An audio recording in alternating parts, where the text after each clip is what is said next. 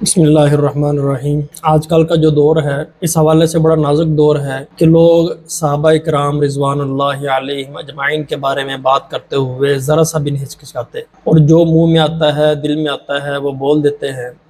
حالانکہ ان کو اندازہ نہیں ہے کہ وہ کس کے بارے میں بات کر رہے ہیں۔ میں آپ کو ایک واقعہ آپ کے سامنے پیش کرتا ہوں، اس سے اندازہ لگائیے گا کہ یہ کس قدر نازک موضوع ہے اور کس قدر احتیاط کرنی چاہیے صحابہ کرام کے بارے میں بات کرتے ہوئے۔ واقعہ کچھ یوں ہے کہ فتح مکہ کے موقع پر جب حضور صلی اللہ علیہ وسلم نے ارادہ فرمایا کہ مدینہ سے لشکر تیار کر کے مکہ میں جائیں گے، حملہ کریں گے، تو حضور صلی اللہ علیہ وسلم نے دعا فرمائی کہ اے اللہ قریش کے جاسوسوں کو روک دے تاکہ ہم اچانک مکہ پر پہنچ جائیں۔ یہ حضور صلی اللہ علیہ وسلم نے دعا مانگی۔ ہوا یوں کہ حضور صلی اللہ علیہ وسلم اس حملے کو خفیہ رکھنا چاہتے تھے، لیکن ایک صحابی جن کا نام حضرت حاطب بن ابی بلتعہ رضی اللہ عنہ ہے، انہوں نے ایک خط لکھ دیا قریش کے نام، اور اس میں کہہ دیا کہ نبی کریم صلی اللہ علیہ وسلم ایک لشکر لے کے آ رہے ہیں مکہ کی طرف، اور خدا کی قسم یہ اس کا جو خط ہے اس کا مفہوم میں آپ کو بتا رہا ہوں کہ خدا کی قسم اگر حضور صلی اللہ علیہ وسلم تنہا بھی آ جائیں تو تمہیں پھر بھی کوئی نہیں بچا سکتا، لیکن حضور صلی اللہ علیہ وسلم ایک عظیم لشکر لے کر آ رہے ہیں۔ یہ خط لکھ کر گویا کہ انہوں نے مکہ والوں کو خبردار کرنے کی کوشش کی، اور وہ خط ایک عورت مکہ کی کوئی آئی ہوئی تھی وہاں پہ، اس کو دے دیا اور کہا کہ یہ خط لے جاؤ۔ اب وہ خط لے کر چلی گئی تو حضور صلی اللہ علیہ وسلم کو وحی کے ذریعے خبر دے دی اللہ تعالیٰ نے کہ یہ کچھ ہو چکا ہے۔ تو حضور صلی اللہ علیہ وسلم نے حضرت علی اور حضرت زبیر بن عوام رضی اللہ عنہ کو بھیجا کہ روضۃ الخاخ ایک جگہ ہے، وہاں پہ جاؤ، وہاں پہ وہ عورت خط لے کر جا رہی ہوگی، اس سے وہ خط لے کر آؤ۔ تو یہ حضرات بڑی تیزی سے گھوڑوں پر سوار ہو کے گئے، وہاں پہ جا کے انہوں نے دیکھا کہ واقعی اس جگہ پہ وہ عورت پہنچی ہوئی تھی اور مکہ کی طرف جا رہی تھی۔ تو انہوں نے اس عورت کو وہاں پہ پکڑ لیا اور کہا کہ بھی تمہارے پاس خط ہے، وہ خط دو۔ انہوں نے کہا، اس عورت نے کہا کہ میرے پاس تو ایسا کوئی خط نہیں ہے، آپ چاہیں ہمارے سامان کی تلاشی لے لیں۔ تو اس عورت کے سامان کی تلاشی لی گئی تو وہ خط نہ ملا، تو لیکن ان حضرات نے اصرار کیا کہ کیونکہ حضور صلی اللہ علیہ وسلم نے کہا ہے کہ تمہارے پاس خط ہے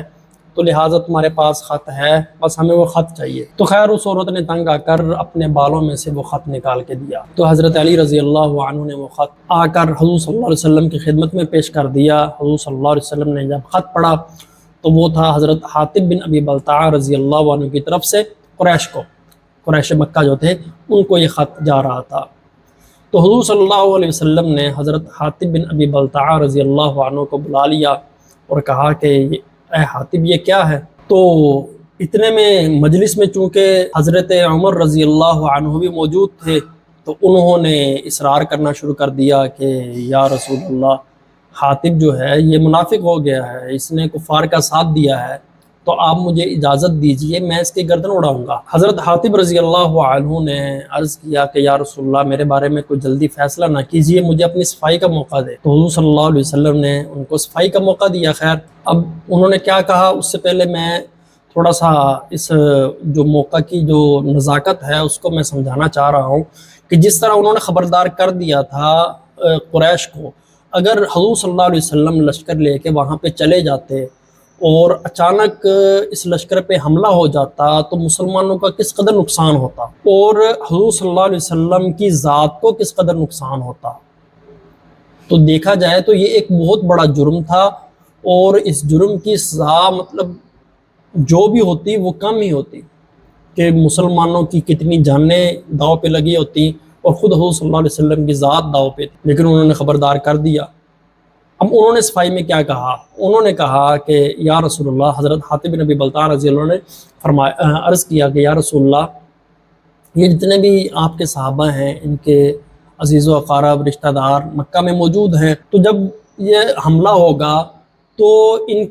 کے گھرانوں کی، ان کے مطلب جو اہل و عیال اگر کچھ وہاں پہ ہیں تو اس کی حفاظت ہو جائے گی، ان کے مال کی وہاں پہ حفاظت ہو جائے گی۔ میرے بیوی بچے وہ وہاں پہ اکیلے ہیں اور ان کا کوئی مددگار وہاں پہ نہیں ہے۔ میں اس خط کے ذریعے قریش مکہ پر ایک احسان کرنا چاہتا تھا تاکہ وہ اس احسان کے بدلے میں میرے گھر والوں کا، میرے بیوی بچوں کا کچھ خیال کر۔ اب انہوں نے یہ بات کی تو اتنے میں اب اچھا، جو خط کا جو مفہوم ہے، جو خط میں جو لکھا ہوا ہے، اس میں یہ نہیں ہے کہ میں آپ کو خبر دے رہا ہوں کہ حضور صلی اللہ علیہ وسلم آ رہے ہیں اور یہ چیزیں، بلکہ یہ کہا ہے کہ مجھے یقین ہے کہ اگر حضور صلی اللہ علیہ وسلم تنہا بھی آ گئے تو تمہاری ہلاکت کے لیے کافی ہے، حضور صلی اللہ علیہ وسلم تو پورا لشکر لے کے آ رہے ہیں۔ تو اب اسی دوران حضرت عمر بن خطاب رضی اللہ عنہ، تو ان کی طبیعت میں کچھ سختی تھی، تو حضور صلی اللہ علیہ وسلم نے بھی ان کے بارے میں فرمایا تھا وَأَشَدُّهُمْ فِي أَمْرِ اللَّهِ عمر، کہ دین کے معاملات میں سب سے سخت، صحابہ میں سب سے سخت جو ہے وہ عمر بن خطاب ہے، یہ حدیث ہے۔ اچھا، تو وہ اصرار کر رہے ہیں کہ یا رسول اللہ مجھے اجازت دیجئے، میں اس منافق کی گردن اڑا دیتا ہوں۔ تو حضور صلی اللہ علیہ وسلم نے حضرت عمر بن خطاب رضی اللہ عنہ سے فرمایا کہ اے عمر ٹھہر جاؤ، فرمایا کہ اے عمر ٹھہر جاؤ، کیا تمہیں یہ معلوم نہیں ہے کہ حاطب جو ہے یہ بدر کے شرکاء میں ہے، اور کیا معلوم کہ اللہ تعالیٰ نے ان کے تمام اعمال پر مطلع ہو کر ہی فرمایا ہو کہ جاؤ تم جو چاہے کرو، تمہیں سب معاف ہیں، کیونکہ بدر کے شرکاء کی ساری غلطیاں معاف اللہ تعالیٰ نے کی ہیں۔ تو حضور صلی اللہ علیہ وسلم حضرت عمر سے کہہ رہے ہیں کہ جب اللہ تعالیٰ نے ان کے حالات سے مطلع ہو کر بھئی ان کو معاف کر دیا ہے تو ہم اس کو سزا کیسے دے سکتے؟ یہ کتنی بڑی بات ہے کہ نبی، اس امت کا سب سے، اس دنیا کا، کائنات کا، تمام انبیاء کا سردار، سب سے افضل نبی،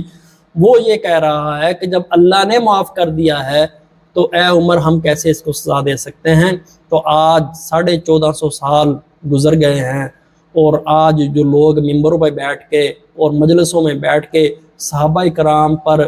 مطلب مختلف اعتراضات کرتے ہیں، تو وہ پتہ نہیں کس منہ سے کرتے ہیں کہ جب اللہ تعالیٰ کے نبی یہ فرما رہے ہیں کہ اے عمر ہم اس کو سزا نہیں دے سکتے کیونکہ اللہ تعالیٰ نے یہ بدر کے شرکاء میں سے ہے، اور اللہ تعالیٰ نے بدر کے شرکاء کی اگلی پچھلی ساری خطائیں معاف کر دی ہیں۔ تو جب نبی یہ کہہ رہے ہیں تو اسی نبی کے امتی جو ہیں وہ حضور صلی اللہ علیہ وسلم کے ساتھیوں پر اعتراضات کر رہے ہیں، اور ان کو اندازہ بھی نہیں ہے کہ وہ کس قدر بڑے جرم میں شریک ہو رہے ہیں۔ تو آپ سے درخواست ہے، آپ سے عرض ہے کہ ایسی کوئی ویڈیو، کوئی مجلس، کوئی بھی ایسی چیز جس میں کسی بھی صحابی کے بارے میں کوئی چیز، کوئی ان کے خلاف کوئی بات ہو رہی ہو، تو وہ ویڈیو مطلب دیکھنی بھی نہیں چاہیے اور اس مجلس میں جانا بھی نہیں چاہیے۔ ہاں، اگر آپ کے ذہن میں کوئی اعتراض ہے، مثال کے طور پہ کوئی بھی اعتراض ہو سکتا ہے،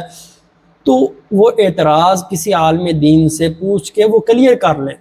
ٹھیک ہے، لیکن اس کو دل میں رکھ کے آپ ان مجلسوں میں جائیں، بار بار جائیں، تو اس سے صحابہ کرام جو اس دنیا کی، اس امت کی سب سے بہترین جماعت ہے، اس کے بارے میں بدگمانی پیدا ہو، تو یہ اچھا نہیں۔ تو جب نبی کریم صلی اللہ علیہ وسلم اس بارے میں احتیاط کر رہے ہیں تو مجھے اور آپ کو کس قدر احتیاط کرنے کی ضرورت ہے؟ اللہ تعالیٰ عمل کی توفیق عطا فرمائے۔ السلام علیکم۔